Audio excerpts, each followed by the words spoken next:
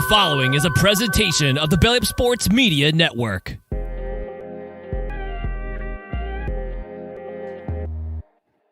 The Gold Hat is back home. The Sooners take down the Texas Longhorns. We're going to talk about that and more here on the Sooner or Later Sports Show. I'm your host, Jay. Thank y'all for pulling up here on the YouTube channel and listening wherever podcasts are downloaded and listened to while you're here. Please like, subscribe, rate, review, give us 5 stars. You don't think we deserve it? Give us 5 anyway and gift it. So, on today's episode of the Sooner or Later Sports Show, we got some guests on. And man, we're going to have a blast because I'm going to be 100% honest with all of you. We're going to go in on the Texas Longhorns, as well as talk about just how good our Sooners played and how well and what this trajectory is for Oklahoma going forward. We'll break down some of the injuries and some breaking news, as well as the Sooners moved up to number 5 in the AP poll. God, that's what we've been needing to hear. But at the same time, I'm also a little nervous about that. So let's bring on the guest. Let's dive into it. We got Coop. We got Sam Mays, the man himself from the Sellout crowd. What's going on, gentlemen? What's up, guys? Sam, I'm so happy to have you here, man. We've been efforting this for a little while, and what better day than today to introduce you to the crowd and to have you come on and just chat it up with us. Man, I'm fired up to be here. Thank you guys so much for having me. It's been a crazy 24 hours. I woke up this morning and I still felt a little bit of buzz after watching that game. And I'm jealous of you, Coop. You were there, you were in the moment, and there's nothing quite like the Cotton Bowl. There's nothing like the State Fair of Texas. But in that game, which probably will go down in Oklahoma history as one of the top, 3 or 4 Red River games. I mean, I can't imagine how you feel. Yeah. It's great. Like, I got to go. My father-in-law told me, because I've shared, I had tore 3 ligaments in my ankle, and so I've been dealing with that stuff, and so I haven't been able to go to a game. And this is my father-in-law just busted out to say, hey, I got some tickets. They're not great. And I'm like, it's the Cotton Bowl. Most of the tickets are pretty good. And so it was his first Red River game. And so that was, it was pretty dope to be able to take him and that to be his first experience. So, and we had phenomenal people around us who were riled up and going crazy. And then we had a couple Texas fans who, kept it interesting around us too. So, but great on the field, great game, great environment, and Jay was there too. I think Jay was hiding behind Eddie Radosevich down on the sideline somewhere. Nice, man. I wish life was that great. No, I was up there in like the 130s at the top, but like you said, there's not really a bad seat within the Cotton Bowl for the most part. You could see everything crystal clear and watching the plays go. Man, my heart was racing the entire game. It was just nerves, just you name it. It was slapping me in the face. But I want to jump right into these games. But Sam, first off, let the people know where they can find you. I know that you've made some moves. We've been seeing you as a sellout all over the place on billboards, which is always great. Fantastic advertising and great wordplay. Tell the people where they can find you. Yeah, so if you follow me on social media, it's just at All American Mays. I got drunk one night in like 2011 and forgot the extra A, so it's just American, like America. All American. All American Mays. And then you can find me at In the Trenches with Sam Mays on YouTube. We're pretty thrilled with how the YouTube turnout's been the last couple of weeks. I'm happy to be back in the media. Sellout Crowd is fantastic. Go to selloutcrowd.com. You can see all my colleagues' content, and I've got colleagues like Bob Stoops, y'all. Bob Stoops is on Sellout Crowd. So if you want to see what Coach Stoops is up to, along with Barry Trammell, Jenny Carlson, colleague from their old radio days, Todd Lisenby, Eli Letterman does great work. The Hutchinson twins do excellent work covering Oklahoma State there on the Sellout Crowd also. So it's a great group of journalists. We're kind of doing it our way. I don't have any I've always had a problem with authority. I called my old program director on radio a milk drinker all the time, right? I nicknamed him 2%. So like I get to do it on my own. This is my sound, my voice, my content. So if you guys enjoy that stuff and you like my personality, as aggressive and ridiculous as it could be at times, make sure you follow me at All American Mays on Twitter and everything else. And once again, In the Trenches with Sam Mays on YouTube.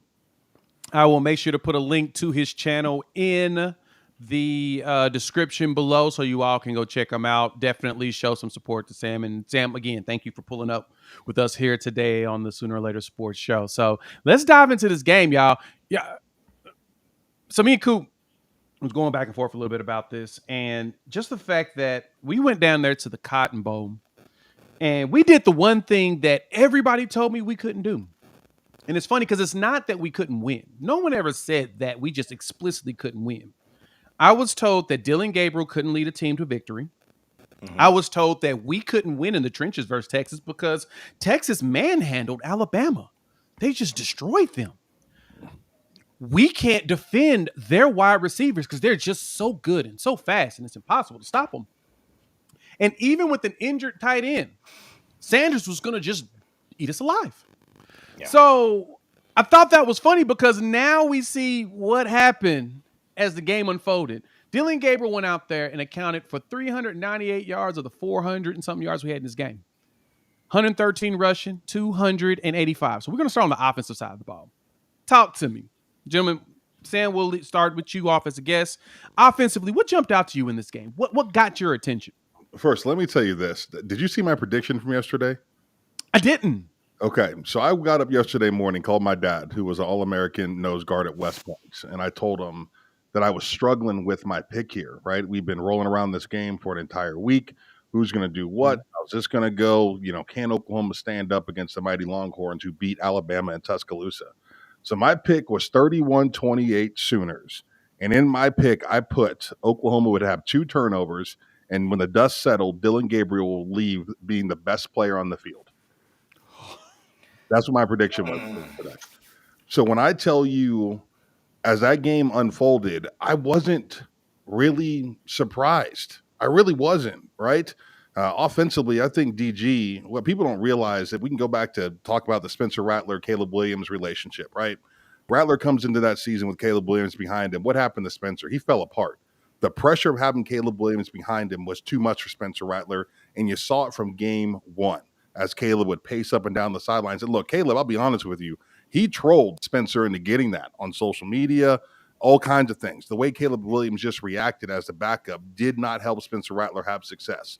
Come to 2023, here comes Jackson Arnold, who is built like someone's grown-ass dad, has got a cannon for an arm, can run the football extremely well, is physically ready to play big-time college football right now. Dylan Gabriel goes into the spring with this young man right behind him, nipping at his heels. What's Gabriel do? He rises to the occasion. He had a great spring, had a great summer. He led his football team, and here he is this season, 2023, more polished than he's ever been. His short game is great. Mid-range game, which was non-existent a year ago, is one of the best in the country. He's throwing great deep balls. And now we get to see how athletic this kid truly is, as he was the leading rusher in this game. Dylan Gabriel is a star. And I've been saying it for 3 weeks now, but no one's trying to hear it. That kid is going to be a Heisman finalist this year. I can't believe it. Here we are again with the University of Oklahoma with a kid that is going to show up and be one of the nation's top quarterbacks. It's like they find these guys in Cabbage Patches somewhere. Like, how do they keep doing it? But here he is. The conveyor belt. I was blown away by him. I was blown away by Dylan Gabriel's performance yesterday. Yeah, we got a conveyor belt of them. We just in the back factory. Actually, in Coop's basement, I think he's actually got them where he starts assembling or whatnot. That's how he makes extra money on the side or whatnot. Coop, offensively, man, what jumped out to you in this game? What's something that a nugget or something that really got your attention about the way this team performed? I mean, again, we saw Texas, their defense, right? It was this offense was I basically a glorified NFL offense. Just between and listen, Texas is a very good football team. We did not find out that Texas was a fraud.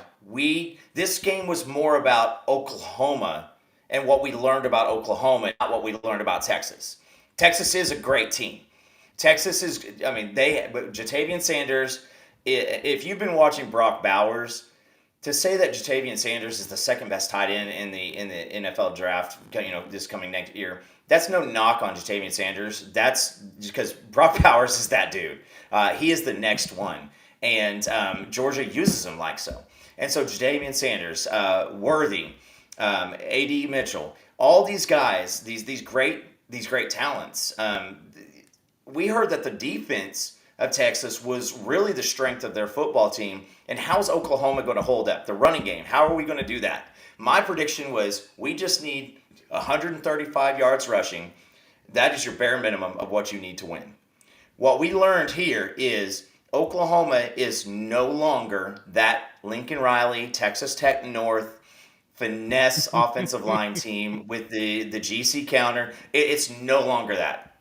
This is a team who has, you guys know, Sam, this is our tradition here on Unfair Sports is with every time you hear competitive depth, you take a drink. So, competitive depth. Allowed. There you go, Sam. That's what I like to see, brother. So, you saw their big nose tackle, Sweat. He was causing havoc. Matire goes down. You roll in Caden Green, and Sweat got dried up. It was done. So you saw Oklahoma bring everything from the get-go, from a physicality standpoint on offense. They knew that Dylan Gabriel was going to be able to run. They knew that Dylan Gabriel was going to have that opportunity. And you saw Dylan Gabriel in this game was absolutely... He took this and he said, you know what? Again, Sam, nobody's brought that up. My thing with the whole like Caleb Williams, Spencer Rattler was, yeah, it's because Spencer Rattler didn't garner that leadership on the team that Dylan Gabriel has. So it's a completely different scenario with Jackson Arnold breathing down his neck. I will say this. Today we are going to talk about several different people that have been on the proverbial shit list, and you need to let go of all this criticism of Dylan Gabriel on offense, the offensive line, Bill Bedenbaugh, the running backs. We found a way to win, and it was an absolute thing of beauty because, I mean, they were put in some tough scenarios. That the field position early in the game was really, really rough. With that block punt, and it just was tough. And so Oklahoma not only went out, was tougher on offense, tougher on defense, but they went out with a game plan, and you got to see a chess match between Sark, who I want to talk about him when we get there, because I fully believe that Sark was not reading press clippings. Sark knew what this was. Sark knew what this game was. I gained a lot of respect for Sark in this game because he came out and he played, and I'm going to try to stay on the offensive side of this thing. He came out and he played as if he had a battle on his hands from the snap. And I think that he did know that, because when you come out and you are supposed to be the better team, you're not running fake punts, you're not going for multiple fourth downs and any of that stuff. You go up and you want to see that game plan rolling, and you're confident in your game plan. Sark knew that he had a battle coming.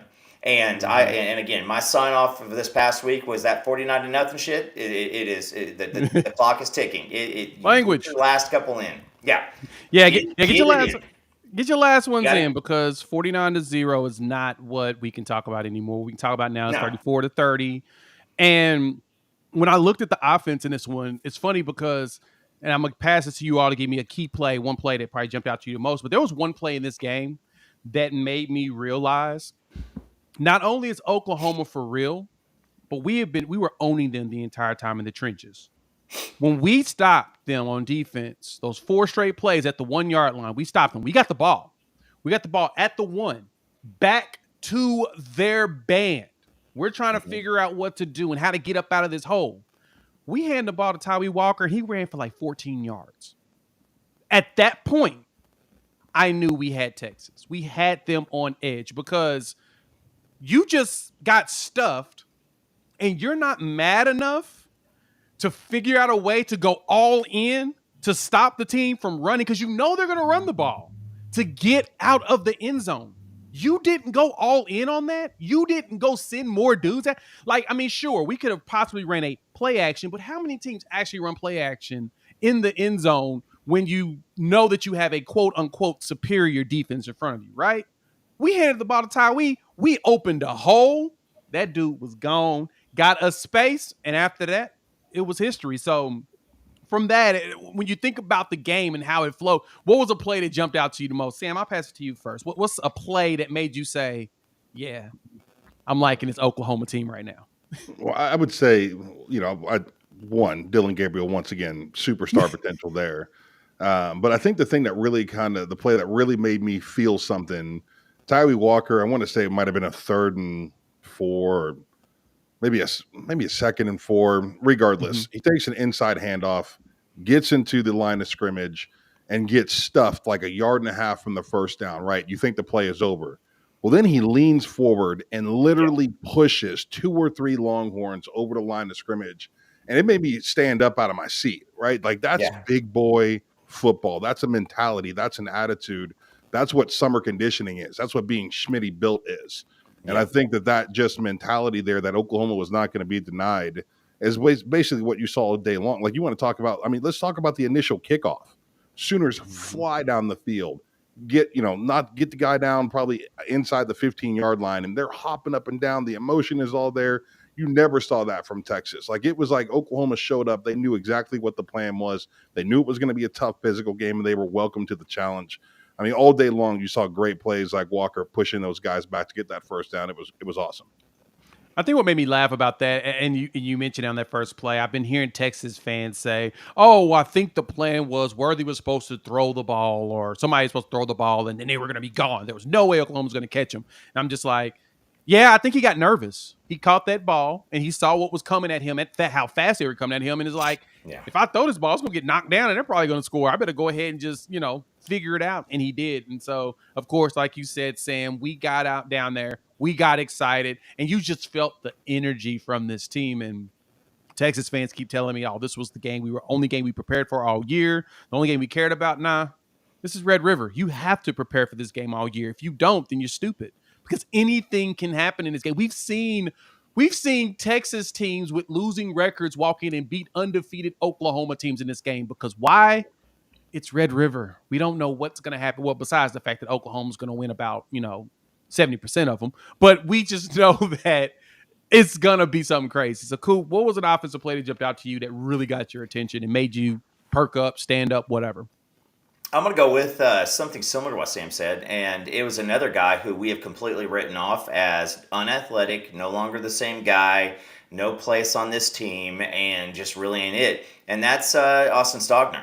There were multiple times. Austin Stogner, the past 2 games, we finally needed him, and he's been there. But he had another one to where he catches the ball, and the ball, I mean, with good tackling, he's 2 yards short. But he got stacked up, and then he decides that he is going to roll off and continue to fight. And he catches the ball, and he's got this swarm, and he reminds me of any movie where you see like the big guy catch the flea flicker, and he's just running with dudes on his back, like Billy Bob from whatchamacallit way back when. And so, but he rolls over and he just plows him down. But I still think the greatest offensive play of the game, and Sam, I'm gonna touch you in your feels right here. Did you see Walter Rouse on the final touchdown pass? He got 2 Texas defensive linemen, one in each hand, and he is just holding him off. Also, you had Caden Green plowing somebody, Sweat, back into the end zone. So right then and there, you saw the final play of the game was OU handling Texas in the trenches. OU with Levy runs that motion with Nick Anderson. He lines up on the right side of the line. He comes across. They pass him off for the last play of the game. Now all of a sudden, Texas isn't reacting. They're thinking. And then all of a sudden, we have a touchdown. So, again, whether you go first play of the game, last play of the game, whatever it is, it was about OU just going, hey, we're taking the fight to you. Because, Sam, with your prediction and props to your pops, you got to look at it, is Dylan Gabriel had the chance. He has one chance in Red River. One chance. And that's what he throws out there. We have heard so many different variations of this. What is your Red River moment? This is going to be in highlight films. It's going to be around for a very, very long time. And now Dylan is probably got his tickets pretty sewn up. I don't know if he wins. And again, to say, is Dylan Gabriel the best player in college football? I have trouble saying that. But is Dylan Gabriel going to represent the University of Oklahoma again in New York? Most likely. I Yeah. got to think he's now the third leading odds between Penix and Caleb Williams. And it You know, makes sense. Go ahead, Sam. I'm glad, Coop, that you pointed out the battle between Sarkisian and Venables. As much as we want to hate on Texas, and look, I've got PT. Texas is the only school that I did not beat when I was at Oklahoma State. I've got PTSD every time I see Vince Young's face on television. So I legitimately have a real hatred for the University of Texas. But let's talk about this game, like real talk. Those are two good football teams, right? Yeah. Two very well coached football teams, and I think Coop nailed it in the beginning of this. Both showed a tremendous amount of respect for each other. Sarkisian showed up to win that game, and he was not messing around at all. He was going to pull out every single stop that he could. He was going to do everything in his power to find a way to get an advantage, and Venables was doing the same thing. And look, sometimes Sark won and sometimes BV won, right? This was a back and forth matchup. But the thing you've got to understand here is both teams executed their coaches' plays very, very well, right? This is a well executed football game. We're still talking about, being relatively early in the season. Kids are still out there making mistakes. They don't practice nearly as hard or as long as they used to. 20 years ago, I had 3 days. 20 years ago, I bet you I took another 700 or 800 live snaps in the fall before the season got started than these kids do today. So it takes a minute, right? It takes a minute to get them up to speed. But what you saw in this game was a couple of teams that looked like they were in, better than midseason form. And I just loved it. I thought it was high level execution across the board. And when it came down to it, it did end with about who's tougher, right? Who's badder, who's meaner, who's more physical. That was 100% what got this done for Oklahoma. But man, that was a very good game. And it allows me to look at an AP and Oklahoma in the top 5 and be excited about it for the first time in a decade.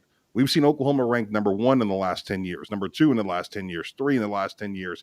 But every single time somebody had some shit to say about it, right? Well, this is BS because they've got no defense, or this is BS because they can't stop anybody, or it doesn't, all that happened. Herbstreit did an entire hour special, I feel like, on why Oklahoma isn't a national championship contender at one point. This team shows up in your top 5 in the AP this week. No one's saying anything about it. I promise you. That defense is the real deal. They got a Heisman Trophy candidate quarterback. They got a stable of running backs. They got 3 or 4 receivers that are excellent route runners and catch the ball extremely well. This is a well-built, highly knowledgeable, educated football team, and they're the real deal. Yeah, it's funny because, and you say that especially about wide receivers, that was our quote unquote weakest, or the room that had the most questions going into the season. That was the one room we were trying to figure out: are they any good? Like, are they good enough to win, or who's going to step out and be the number one? And it's just been a plethora of players just having games. It's whoever decides that they want to step out, they're going to do it. And like right now, so, injury update, Andrell Anthony, haven't seen anything official out there, but it probably don't look good. The way he limped off, the way he couldn't put pressure on that knee, on that leg, it's either knee or ankle. And I'm nervous. I'm nervous that we may not have Andrell going forward. And he was having a breakout season as that transfer from Michigan. He was looking good. He was looking like, correction, he was the number 1 receiver. He's making all the catches. And it would have been easy to pick that Nick Anderson catch at the end for the game-winning touchdown as the big play for the game, as the trendsetter. But that was the one that won it, But there was so many plays in this game that jumped out to me. I'm just like, oh, yeah, we're ready. The Jalil Farouk deep catch. He was just like, you're not going to beat me, and I'm going to make this catch. He had, 130 yards. Between Gabriel and the way the wide receivers played in this game, Drake Stoops and that long catch that he made across the middle, and he dipped up field to get us into really good range to even try to tie the game. There was so many great things that happened. And on top of that, there was mistakes. Like, I've got a video coming out tomorrow where I'm gonna kind of dissect some of the issues. We had some miscues, some stupid penalties. We dropped passes. The Dylan Gabriel low pass to Tyree. He was throwing it to a running back. So if it's not perfect, it ain't gonna probably get caught. That was a touchdown, would have given us a bigger lead.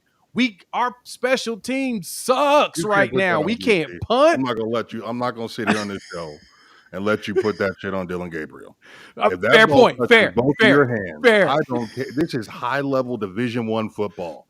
That ball touches both your hands. You should catch it no matter what. I'm not letting you put that on the quarterback. Fair. You're right. You're right. Let me Because retract it. all he has to do is secure and then fall back. Fall. That's all he has to all do. He secure and fall is touchdown. We take a touchdown lead instead of a field goal, and the game's different. But my point is, there were mistakes made that prevented us from being up more points.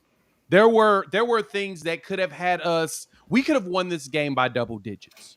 We could have had instead of being up 10 points like we were, we could have been up 17. Like, there was so many opportunities that we left meat on the bone. Just as Texas fans would say, they left meat on the bone. We left meat on the bone. We should have completely ate all of that. Y'all are so crazy. Sooner fans are so crazy. And you're not necessarily wrong, but I think you got to look at the atmosphere overall in this thing. You're talking about some miscues that were forced by the Cotton Bowl, right? You get down to that Texas side and they have some miscues on the snap, right? Dylan Gabriel can't hear anything. The sweat dude was so big, and early in that game, Gabriel couldn't even see over the line of scrimmage, and he's in there making some mistakes. I mean, some of those things were forced. I'm with you. This was not a perfect game by Oklahoma, and they can improve, and they will off of this. And let me tell you something: if that offensive line improves by 2 or 3% every game from here to the rest of the season, Oklahoma's a national championship contender. But they've got to get better up front on the offensive line. They got to figure out a way to do that. No question. There was some meat left on the bone, but you got to respect the magnitude of the situation in front of you, and sometimes that can be overwhelming to a football team, no doubt. Oh yeah, and there's a lot of players that never played in the Cotton Bowl, so and we got a lot of transfers, and that leads us right into the defensive side of the ball. But before we do that, thank you all for pulling up. We see you in the comments section, man. We've got like almost 225 people in here. We're not ignoring you. Thank you. Drop your questions. We're gonna go do a Q&A at the end. I'm gonna start tagging stuff so it's a go through. But before we can go into the questions, please wipe your feet when you walk into this house. Hit that like button. If you're new to the channel, subscribe. Wipe your feet. Y'all know the rules around here. We need to make sure that feet are clean as we continue to this conversation. So let's jump at, and look at that. The number started jumping too as soon as I said wipe your feet. I love y'all. Hey Jay, I do want to point out something that Brian brings up. It was a super crucial play. Is that bad snap? Dylan goes back. He has the ball to get that ball roll out. Now, so smart. That's a lot of luck. That's a lot of luck because that ball bounces straight up. You see these things happen all the time. If he just falls on the ball, that's a bad situation. Correct. But dude gets up, rolls, gets it past the line of scrimmage, knows everything. And if anything tells you about Dylan Gabriel and the difference between a polished seasoned quarterback, he probably avoided some stuff like that where a Jackson Arnold may have just fallen on the ball or try to run. That's an old man's play, no question. Yeah. I watched the ball go back, and everybody seizes up in that moment. I'm sure you guys were in the stands, and I was doing it at home. But to watch him get outside that hash mark and then throw that ball not only to the sidelines, but somewhere near a receiver, like it was literally the perfect play for the situation. That's one of those moments where you talk about miscues, but he salvaged what could have been a catastrophic moment because, look, the one thing that we definitely need to mention here is Oklahoma special teams, a little bit weird. Hey, some of those things, right? I don't think it's weird. I just think it's bad. Yeah, and so I think that once Texas started getting that, imagine if he doesn't do that, and like Coop said, he just falls on that ball. What's going to happen next in that punt? Right? What's going to happen there? Texas is going to pin their earbacks, and they might go get that one, and it changes the entire course of the football game. It's little moments like we always want to talk about the touchdown passes or the great runs or any of those, but it's moments like that win you football games, right? Yeah. It's the hidden yardage is what you see. It's the things that don't show up on stat sheets, and so which makes a great transition to that defense because Jay, I know you want to go there. Yeah, we got to move into the defense or whatnot. Like I said, wipe your feet. Y'all doing a great job on that. We appreciate y'all pulling up. So let's talk about the defense. And there's a defensive play that jumped out to me.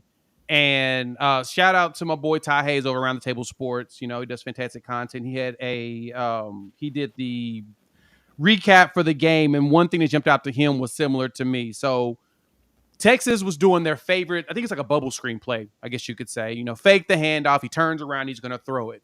Jonah Laulu recognized that play immediately and started following and getting in the passing lane of where it's supposed to go. So if Quinn was going to throw it to that running back or the wide receiver, whoever's over, I think it was actually the running back, he's going to have to lob it. And of course, if you lob it against this Oklahoma defense, dude's going to get hit right in the throat. And he's probably going to drop the pass, right? So Quinn didn't want to set his guy up. So Ethan Downs yanked him down, got the sack, right? The first thing Ethan does is jumps up, gets right on Quinn Ewers, and starts to taunt him. You see Bothroyd and Ford snatch Downs up and yank him back. Like, no, we ain't doing that. This game's not over yet. We're not going to put ourselves in that situation. That play right there. He goes in, and when he's over him, they pull him. Like, if you watch the play, you see him pull back, and I was like, and then I think Captain 405 actually, what's good, Cap? He actually tweeted it as well, and I was like, that to me shows me the discipline this defense has. They recognize that, hey, that's possibly a 15-yard taunt.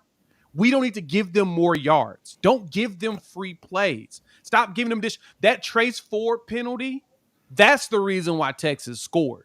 If Trace Ford doesn't give them that 15 yards, they don't get that Jonathan Brooks. That was a pretty weak penalty. It was very weak. They were, I guess, trying to control the situation in the area, but at the same time, it's Big 12 refs. So I've lost my respect for them anyway. So Sam, anything on defense really jumped out to you, and you can expand on the defense as well from there too. Yeah, no, I think across the board, just looking at that defense so far this season, and the reason why I was so confident coming into this game is it's not necessarily about the individual, right? I mean, you got to give a nod to Danny Stutzman. And he is. I think he has a tremendous understanding of that defense. When they line up, you go back and watch 10 years of film Oklahoma defensively. What were they doing pre-snap? Everybody's looking around. Everybody's pointing fingers. Everybody's asking questions. What do we do? What do we do? Now, those dudes know what they're doing, and they know how to execute. And Stutzman, 100% the tip of the spear for that Oklahoma defense. But the thing that stuck out the most to me is Ethan Downs across the board. And I've got a weird story to tell you about, because what this so much reminded me of was Kevin Williams in 2002. We're going to play Nebraska for the first time. And for those who don't remember Kevin Williams, this year, 2002, he was a 13th pick in the first round. Who was Kevin Williams before the Nebraska game? Nobody. He was 6'5", 295 pounds. He was a good football player, but he was blockable, right? Somebody that I could block as a sophomore. Felt very comfortable blocking him in practice. He was not a threat to me. Something happened the week of that Nebraska game. K-Dub gets in that game. He's got 3 sacks, like 3 tackles for a loss, and he literally looked like a feral animal for 4 quarters of football. And I'm watching Ethan Downs yesterday, and that's what it reminded me of. It's like, holy crap, something has clicked, right? He has figured it out. This kid goes from, I would call him I would say that he's a good football player. I would say that he's a good run stopper. I would say he's an average pass rusher before this game. And then I watched 4 quarters of him terrorize the Texas offensive line, who is not bad. 4 quarters of him abusing running backs in the secondary, like the audacity that they would send him back after that dude. He crushed some tailbacks coming off the edge. They tried to get help. Like they all of a sudden, Texas is in the situation. We're on the sidelines. They're like, who is 40? Where did he come from? What do we do with him? And they're scrambling, trying to find ways to get their tackles help to block Ethan Downs, who has not impressed me in his pass rush all season long. So I don't know what it was. I don't know what got to him. But let me tell you something. If that boy continues on this streak, we go from Ethan Downs being a relatively unknown college football player to working himself into a first-round conversation. That's how good his performance was on Saturday. He was exceptional across the board. I'm looking at him, and let me tell you something also that's great in this game. How about the conditions, the weather conditions? That played a huge factor in this for both teams, because now Ethan Downs and his 280-pound body, he could have played another quarter because it was cool, right? So those dudes just played at this intense level the entire game. He was magnificent. Every single play Ethan Downs was in the game, he hurt somebody. He was violent every single snap. He, to me, is the MVP of the whole thing. Oh, man, I love that, because I was thinking about Ethan Downs besides that play with him. I was like, man, he got 2 sacks. He got credit for 2 sacks in this game and a tackle for a loss. And it's like, we've been asking questions to if Ethan Downs should start or if we should go ahead and put the freshman PJ Adebaware in or not. Yeah. You know what I'm saying? We've been hearing that a lot. Absolutely. Our Mason Thomas, is he healthy? Let's put him in instead. Ethan has earned the right now to be there and be the main guy rotating in. You are so right, Sam. That to me is huge for him, not only in his draft stock, I mean, confidence. He should feel great about himself the way he was abusing a really good Texas offensive line. Yeah, man. Well, Those guys can play. On paper. Well paid. Well paid Yeah. down there. Well paid. And he looked like it when we played against him. The trenches was ours. Coop, what jumped out to you on the defensive side? What play got your attention? All right, so I said we're going to be doing this. It is apology hour. When I saw Ethan Downs, kind of like David Guebu, on the preseason All Big 12, I said it here, I said it on Jason's show, I said it everywhere I needed to say it. Like, this guy may not even play very much. But Sam, you got it right. Something happened. I don't know. Somebody kicked his dog. Somebody made fun of his mama. Somebody did something, because he also, there was one play to where, and I can't remember, it was one of the times that Quinn scrambled out, and I want to say it was Pearson or Bowen came up, and he was right there too. It was a scramble play, but Downs was there again. We had him in the backfield. He escaped, from 7 yards deep. And then we ended up getting him with like a 2-yard loss on a scramble. And he got up on that one, and I think somebody mentioned it too. But he got up and he started to kind of look down, and that was before the big sack. But Sam said 100%. This was a team game. And I'm going to point out a play that you will not see on the stat sheet. It was in the sequence where Texas has 1st and goal from the 1.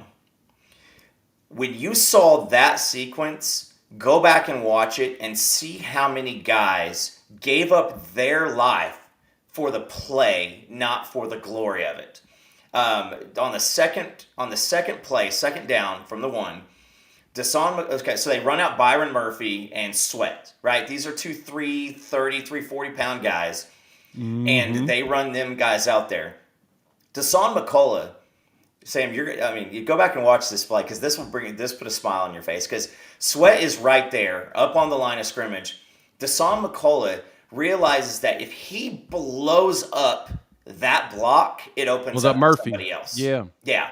And so he took one step forward and he drilled the absolute crap out of him, which blew him back.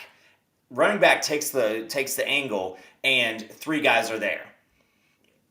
It was just nuts. And then you have Billy Bowman on the 4th down play.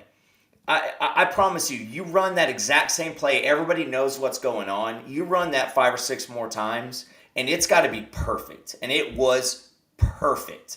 I mean, he got him, and he held on, and he just wrenched back. And I think I saw a few people saying, "Oh, it should have been a face mask," because his ass was already on the ground, and he was pulling it. He was just pulling him back until he heard the whistles. He heard the whistles, and he was still going. Why? Because you play through that. And so on the defense, Texas had 2 turnovers, or Quinn Ewers had 2 turnovers up to that point, and maybe just Texas all together. And then we go out right from the get-go. Quinn double clutches on that slant and decides to let it loose, and Gentry right from the get-go pulls it down, and he rolls out. We had a lot of injuries, so for our Texas friends here, mutual respect is going out right now, and I just want to say this is, we're rolling out Key Lawrence, who at corner at the end of the game when Gentry had to go out. Yep. It was a team effort, and it was right up the bit. You didn't even have to see. I think we got 5 sacks, but you didn't even have to see just necessarily the sacks.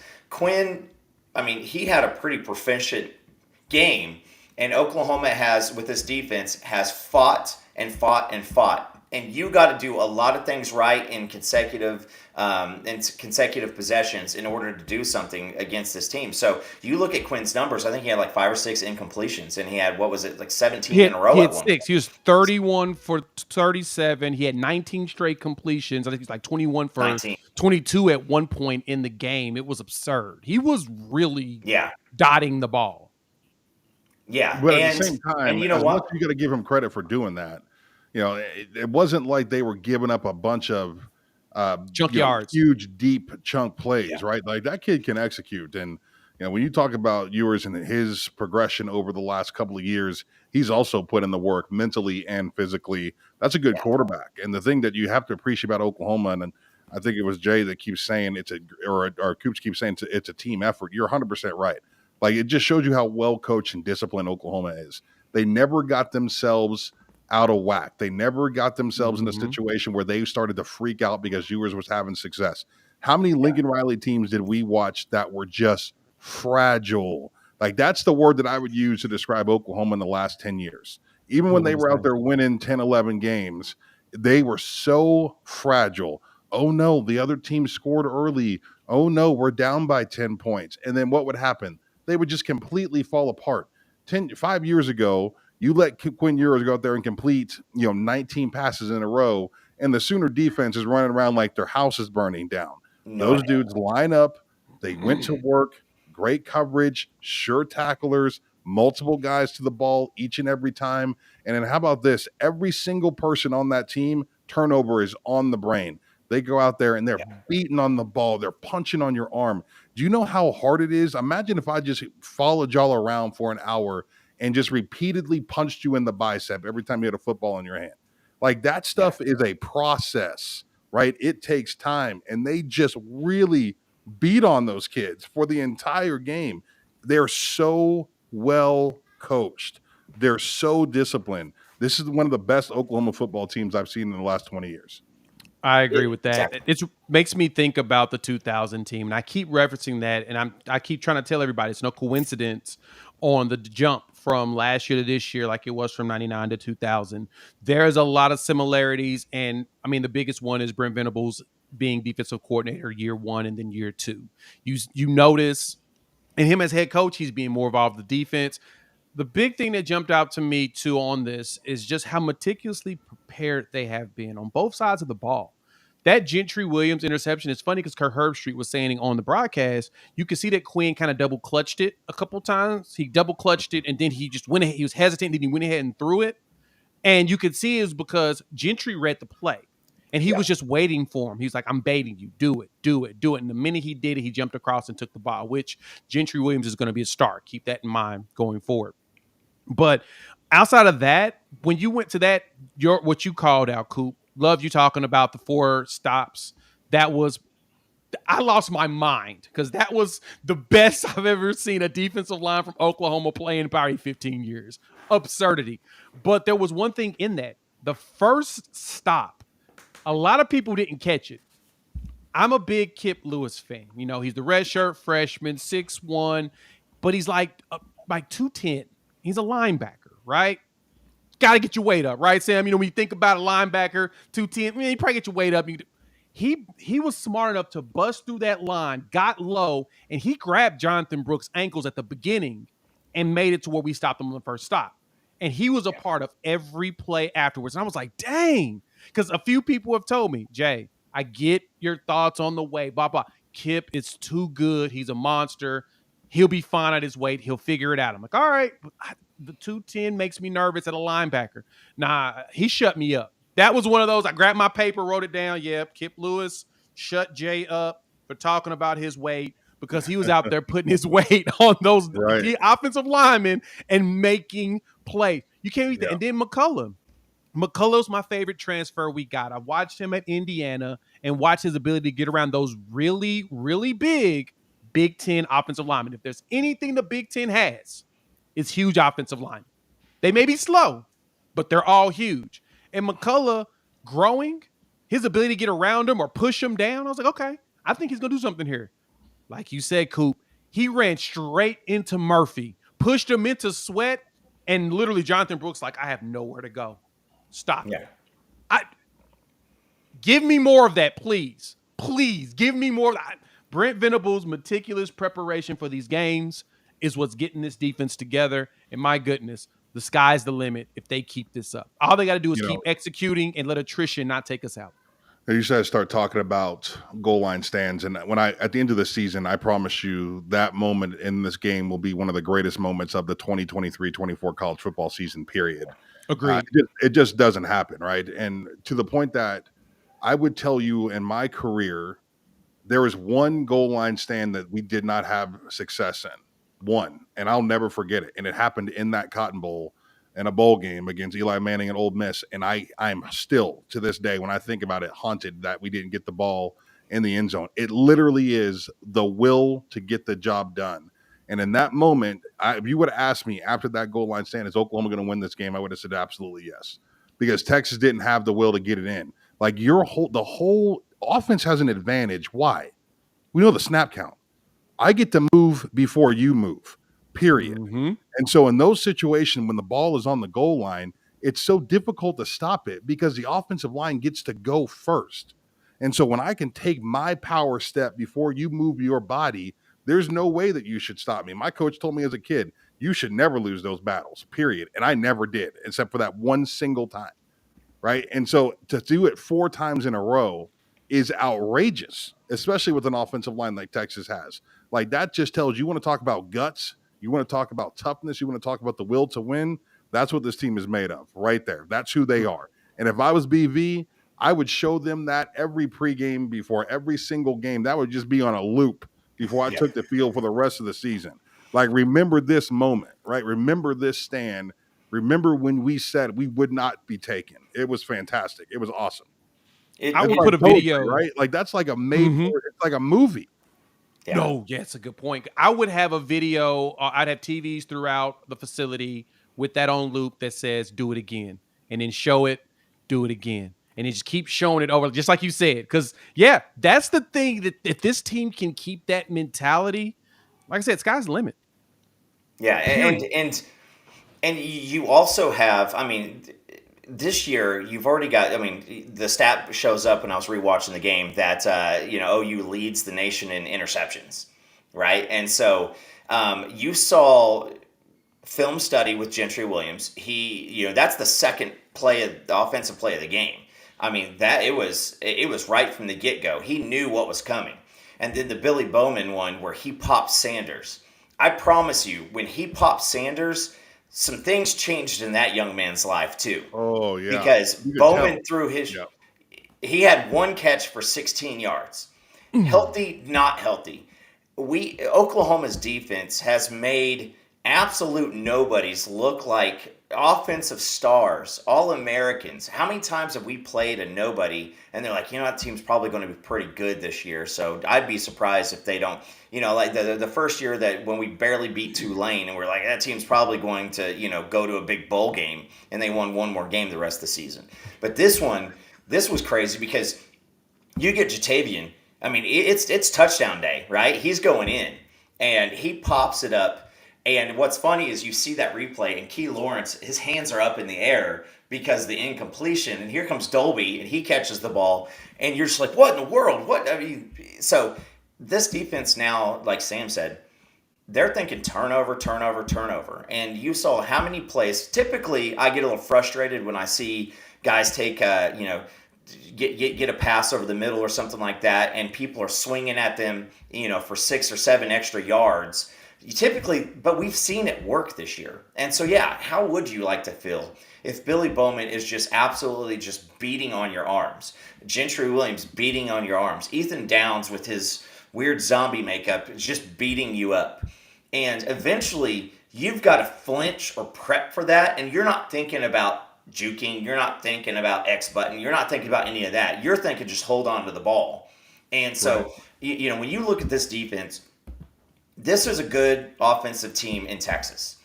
If they miss some opportunities, you miss some opportunities, so we'll call that a wash. Quinn Ewers, and frightening, I'm going to point out your stuff because Quinn Ewers may not have the strongest arm I'm not going to go as far as Teddy Lehman said and say that he just doesn't have an NFL arm, because there's a lot of guys in the NFL that don't have NFL arms.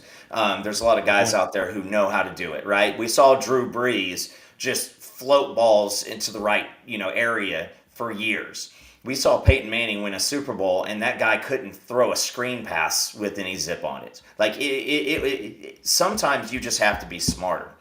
But I promise you this, is the OU defense showed up to play Texas's offense, which has shown up. When they played Alabama last year, they played Alabama this year, their offense took it to a next gear, took it to another level, and they went after it. Texas did get theirs, and they had a lot of really, really great plays, and a lot of those guys are going to be playing on Sundays. Talking to Texas fans at the game and after the game, I won't talk about before because I got a hold of some nut jobs, but it's really cool to see. We joked last week about, is OU and Texas carrying two different conferences right now? Well, until the Georgia kickoff, it kind of looked like that. And you got to be proud as an OU fan or a Texas fan to be rolling into the last year. Your mark's not there. Sankey is. And there was a little bit of unison in that. I didn't see any fighting. I didn't see anything. There was a mutual respect this year. And it was a really, really cool thing to do. And you saw a lot of injuries. This was a tough game. This was a hard-hitting game. And so for anybody to look at it and go, yeah, but are they really SEC ready? Both of these teams are SEC ready. Yeah, we're both set to make it to the SEC right now. And, just quite frankly, with our ability to play and be physical. That's what's most important. The SEC games are typically won in the trenches. And the SEC usually has the biggest lines.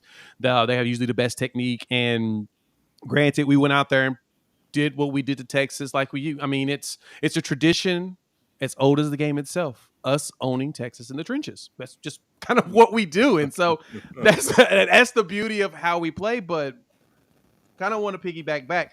So, Sam, I had a question for you on this one. We had to make an adjustment. McKay Matauer went down. It appears to be possibly not serious, but we'll see what the diagnosis is on him. I'm waiting for BV's presser. I think it'll be tomorrow, and we'll be able to find out exactly what's going on with Tower. But they brought in freshman Caden Green. So Caden's from the Kansas City area. One of his teammates, we're still quote unquote recruiting in Williams-Bonneri, but Caden stepped in there and he showed out. He looked the part. He looked like a guy that needs to start. When you look at the line and you see a young player come in, what do you look for them to be able to perform or make you feel like you're comfortable with them going forward? Well, the first thing you got to acknowledge is Bill Bedenbaugh is one of the best offensive line coaches in the country, and he's proved it year after year after year. Fair. I think the thing where they've got caught up in the last probably 3 or 4 years is just the recruiting situation, right?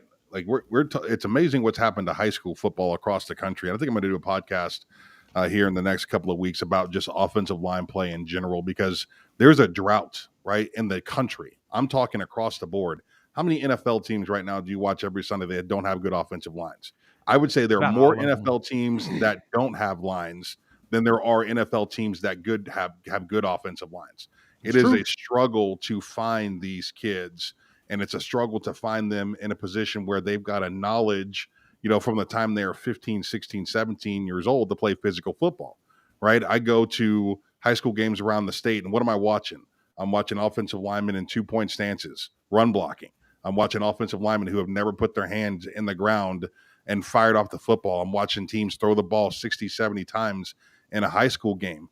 There no longer is an education of just how to just kick someone's ass, which is what offensive line play is in general. It's playing football in a phone booth, especially in the interior.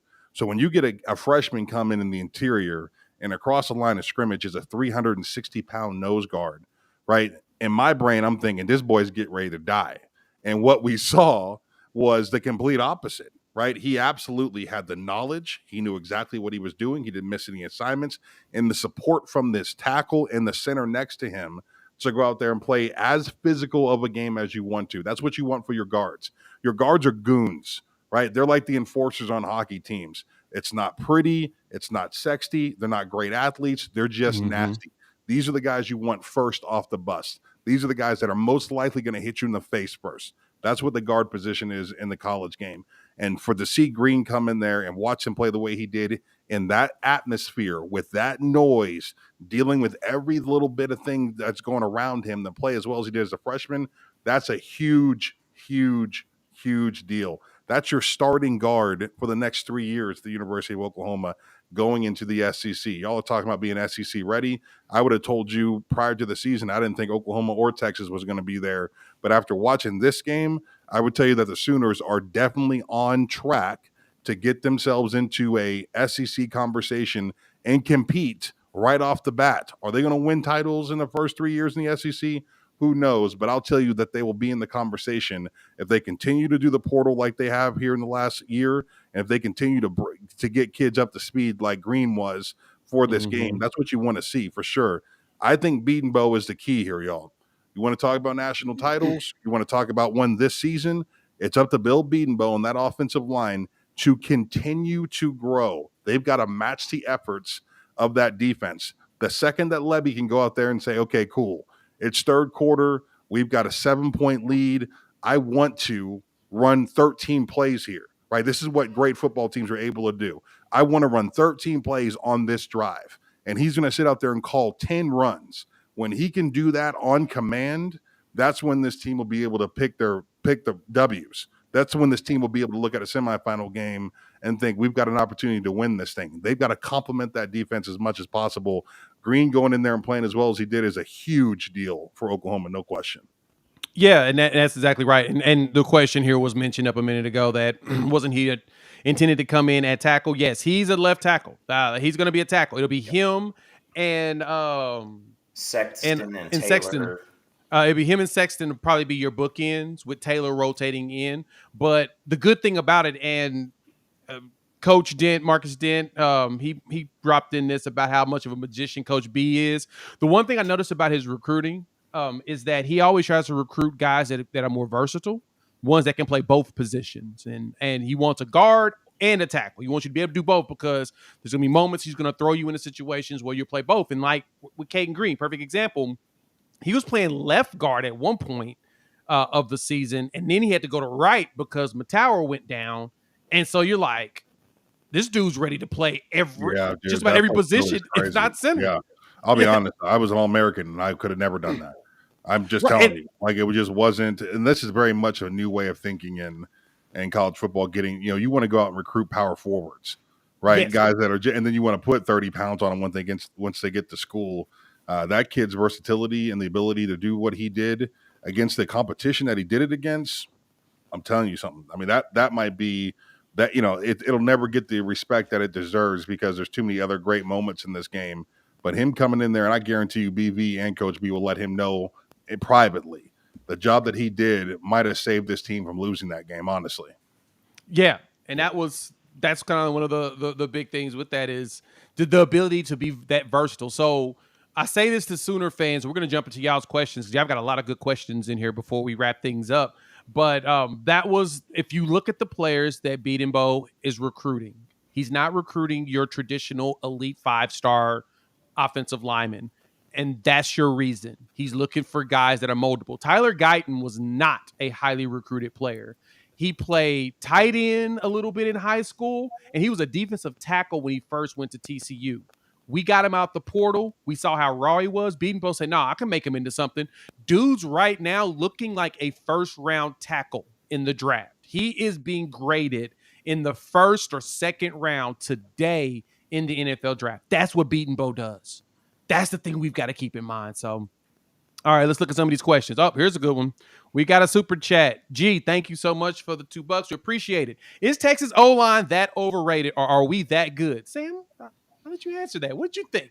Yeah, I don't think the Texas offensive line is overrated. I think they lost their center early in the game, which is a huge loss, right? That's the captain of your – everybody wants to talk about quarterbacks and how knowledgeable they all and other things. But before the quarterback even gets the ball, the center has decided a few things that are going to help their team have success. So you lose that kid early. I think it just combobulates everybody, from the inside out. And I think that was a big reason why Texas offensive line struggled the way that they did. But as far as the individual is concerned, those dudes can play, right? They've got some NFL draft picks on that Texas offensive line. I think that Oklahoma's defensive front had the game of a lifetime a real statement game, and one that I didn't think they were capable of having, to be completely honest with you. So I would say that Fair. Oklahoma played that good in the game to overcome a very good offensive line. I'll tell you right now, the rest of the Big 12 looked at that game and they said, "Oh shit." Promise you. I'm dead serious, because no one, I guarantee, like, if you asked me where Oklahoma was going to struggle the most, I said this in my pregame show. Like, I call them gold nutted studs. There's not one kid on that defensive line that I look at from Oklahoma that I'm going to write home about. Not one of them. Yeah.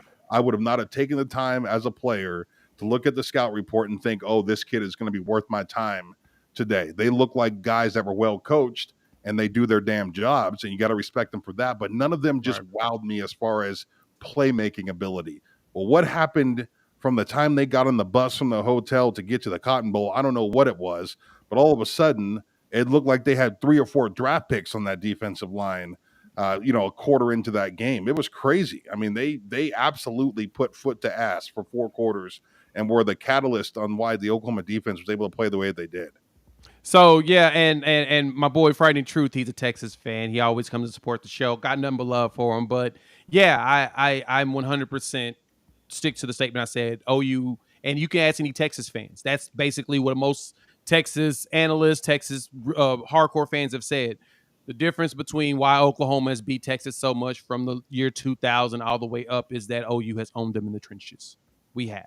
Recruiting for you all, that has been a struggle. Sark is changing that, which I give him props for. But at the same time, I'm just going to say we a tradition like the game, as old as the game itself. Mike, this is a good one.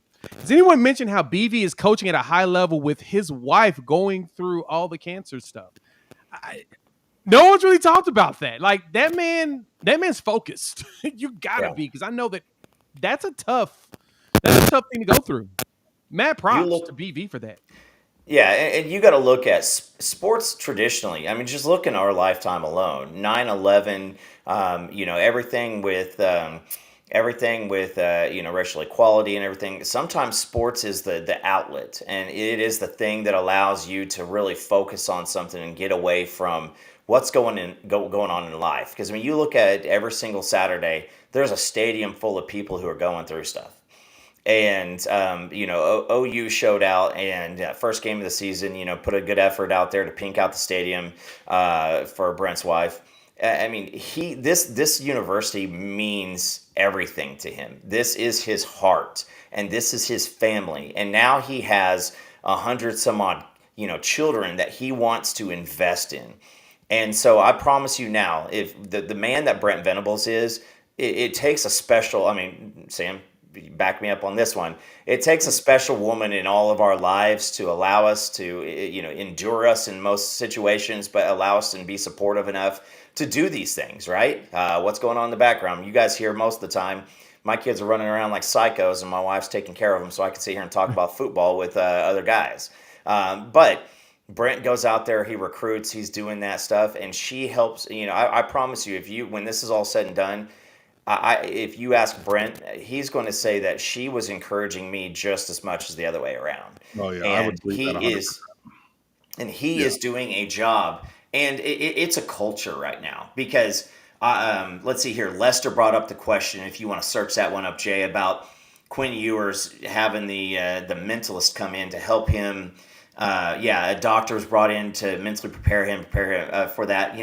This is a tough game. I mean, this is a very, very tough game because, I was a pitcher. And so when you're a pitcher, you've got the batter and you've got runners on base, right? You've got defensive alignments behind you. But, I mean, you really have one job to do. And then until the ball's hit. Well, then, as a quarterback, you've got the play call, you've got adjustments, you got to look over to the sideline, and everything's changing. So the mentality of that is super, super tough. I mean, it just really is. And I tried to be a quarterback, and I wasn't never going to do it. It wasn't going to happen. I wasn't smart enough. I wasn't wise enough. But I mean, this is a big thing, mental health in sports, and the mentalist job. There's a lot of people who are making a lot of money doing this nowadays because of it.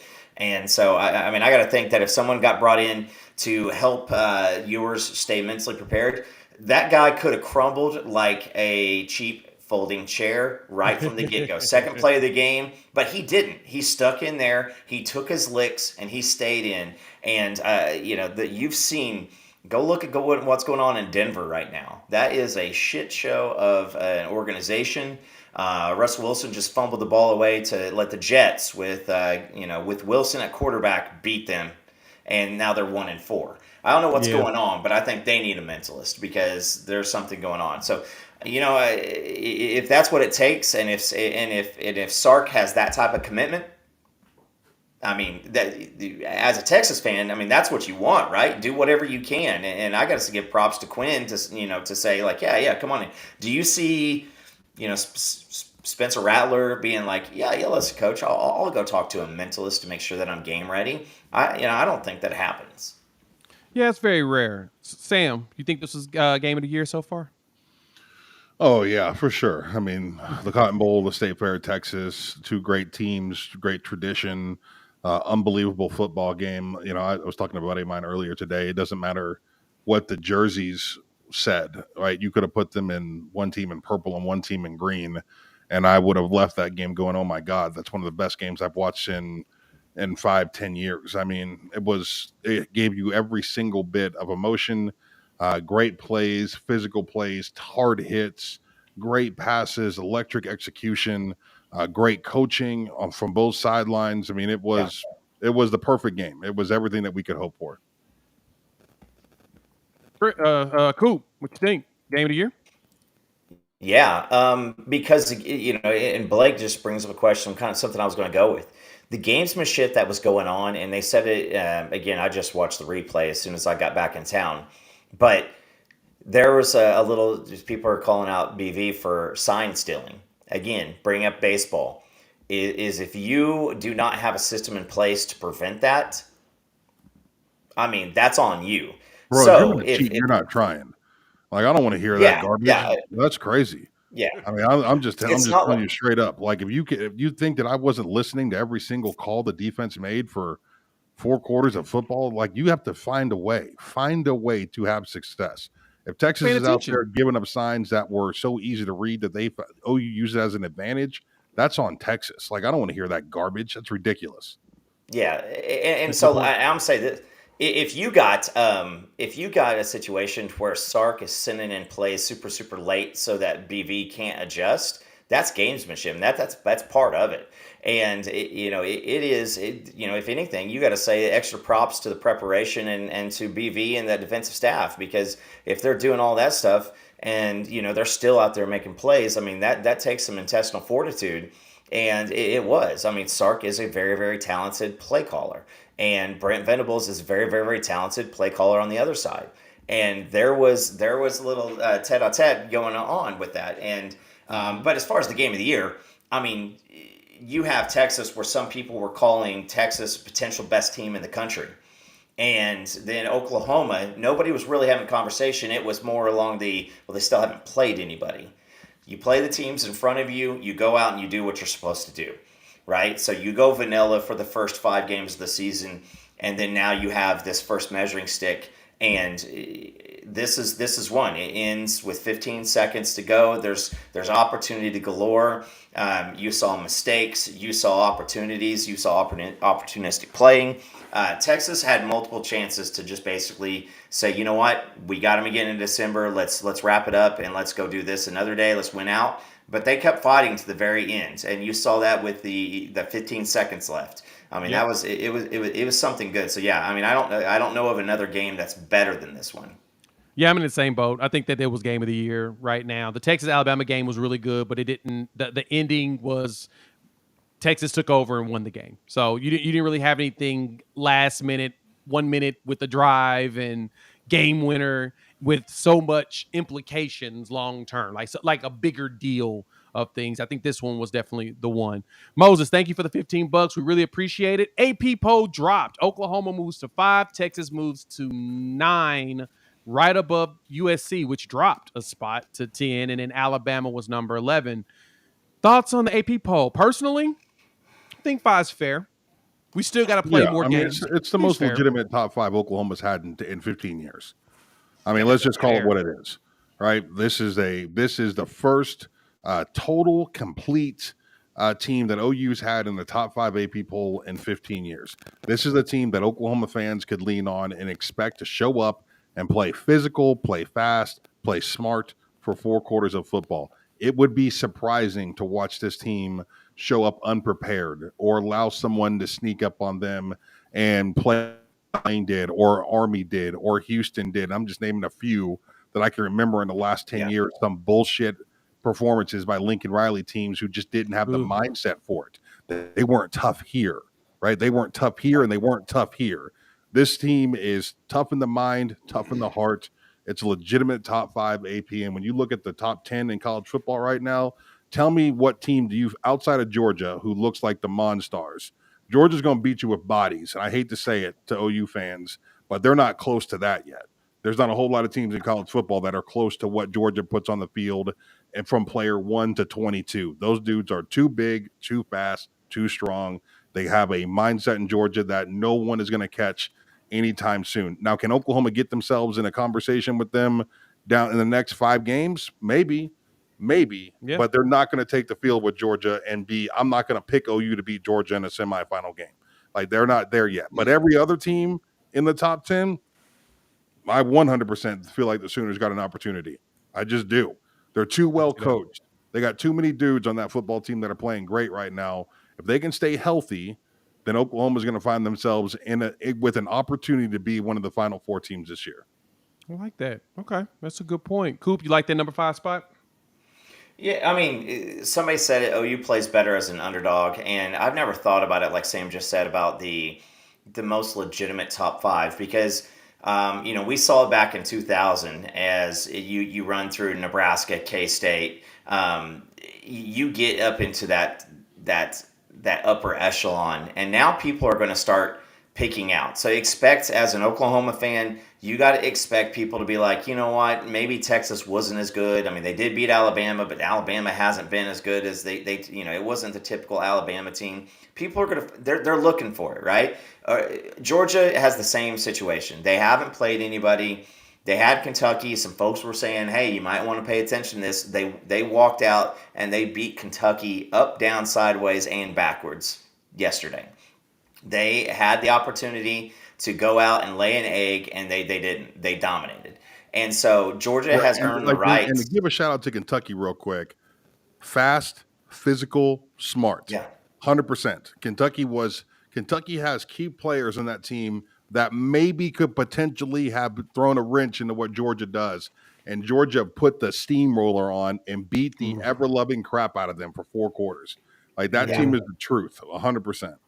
Yeah, and here's what you got is Georgia is the king. And like I said it before, we have played this game for years and years and years. It's called King of the Hill. Until someone knocks you off the hill, you the king of the hill. And nobody's knocked Georgia off in 2 years. And so you go at it. You look at Michigan. They are at a different level than they have been, but it's still a Big Ten team, and I want to see it. Ohio State, both of those teams ain't going to be right there at the end of the year because they're going to have that conference championship game. So you got Florida State looming, a little bit more upset around the coaches poll, but everybody in front of us is going to be playing each other and going to be moving folks out. It's going to happen. So you let the game play out. The 6 and 7 from I can't remember who said it, but that coaching staff has continued every single day to let them know, hey, last year we were 6 and 7. Last year we were 6 and 7. Last year we were 6 and 7. And so all those one possession games they lost last year, it's you guys cannot give up, because if you give up, someone's going to come in, then all that hard work goes away because you blinked for 1 second. So I'm okay with the top 5, because I promise you, we sit here today, I go back to the beginning of the season, and I say, Sam, OU's going to be number 5 after beating Texas at the Red River rivalry, and every single person goes, you couldn't be more happy with what's going on right then, because that last year's team, it did happen. And this is the opportunity that you continue to play. It's bye week is the perfect time, too. Y'all going to get it like a button where you hit where somebody's had too many beers in the chat. Corey Davis has had too many beers. It's a better team than Georgia. And I think the other one, it says OU has played the equivalent of Georgia. Who would that be? Who has OU played that's the equivalent of Georgia? I would love to know that. That's actually a good question. Give me that. So I got another one for you. This is a good question. Clara asked this. Do you think installing a couple of wishbone packages would help the run game? I would tell you That's a fascinating question. I mean, OU, as good as that offensive line played, you got to have some real MFers up front to walk up to the line of scrimmage and basically announce to God and everyone else that you're going to run the football. Right. Like you don't, I mean, the reason you don't see traditional I formations as much in college football anymore, because that is you basically telling the other team, we're going to line up and run between the tackles here. And guys, you don't have offensive linemen like that anymore. You know what I mean? I was watching old film of Larry Allen. By the way, the Cowboys get ready to kick off here in about 10 minutes. I'm going to have to get off this thing. My house gets a little weird around Dallas Cowboy kickoff time. But same. I would tell you, watching Larry Allen play, who was an all-time great. Like that he could get in his stance and tell the defensive tackle across from him, the ball is coming in the A gap. I dare you to stop me. And no one could, right? They don't make dudes like that anymore. And Oklahoma certainly doesn't have them on their offensive line. They have to hide it, right? You have to disguise it. You have to be fluid with the way that you run the football and where you attack opposing defenses. The wishbone is an announcement of we're just going to do this and you can't stop it. There's some trickery involved, no doubt, but they still know you're running the football, right? They still know you're running the football. And to run the football, you've got to move bodies off the line of scrimmage, just head up, drive block in your face. Dudes set more screens today in college football than they do drive block. So I would tell you that, if they upgraded it in the middle, and they had a 340-pound center that was eating dimes and shitting out nails, then yeah, go for it. I just don't think they're built for it right now. I agree. I think Trent Williams was probably the last Sooner offensive lineman that really 100%. I think Cody had some of that, right? Cody Ford did. Yeah. Humphreys absolutely had some of that, like if they wanted to. But, these dudes, this group right here is just not, Rame is too much of a skill. That's a skill player, y'all. Yeah. Rame is a skill player at the center position. He's fantastic. His technique is flawless.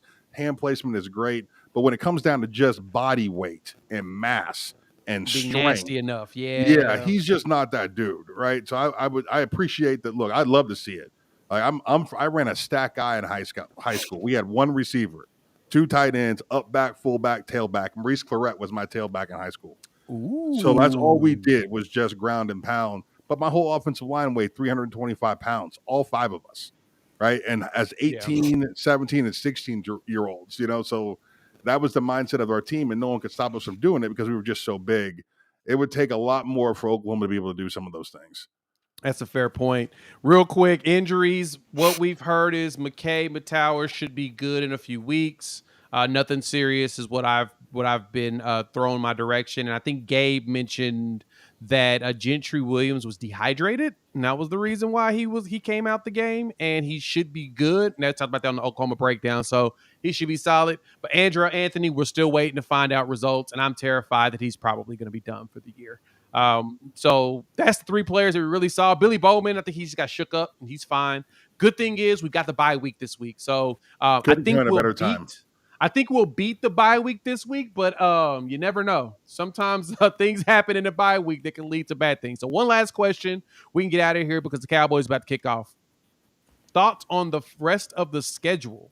Now, we do have a decent amount of games against teams that we have a lot of questions about. From UCF in 2 weeks, Kansas, we travel to Lawrence, which is going to be probably a dogfight. That's a game. 100%. That's the game. The final Bedlam will be the first weekend in November in Stillwater. Then West Virginia comes to town, which West Virginia is 5-1 right now. 4-1 right now. I don't know where that came from, but that's kind of terrifying to me. I'll tell you right now where it came from. They got a couple of NFL draft picks on their offensive line. That is true. They got some dudes that are going to play in the league on that offensive line, and they're able to do whatever they want to offensively. I bet I haven't looked at the numbers, but Jay, I'm sure you will. You seem like a numbers dude. Yeah. I want you to look at how many defensive snaps West Virginia has taken this year in comparison to the rest of the league. I promise you, it's less. Oh, promise you. Okay, that's interesting. Let me go to PFF and look that up because that's a fascinating. I didn't That's a good one. We're gonna look that up. I just And then- got a note from my wife that says the adults are playing football. Wrap it up. All right. Yes, ma'am. You know what? That will make it be done. We will wrap things up. Sam, thank you so much for pulling up to the I channel. appreciate We you guys. appreciate you coming by and hanging out. Check him out in the description. I'm going to have the link to his channel, In the Trenches with Sam Mays. Definitely go show him some love. They're growing over there at the Sellout Crowd. We love it. Coop, as usual, thanks a bunch. And with that, we will chop it up with all of you in like the next couple of days. Cheers, guys. Hey.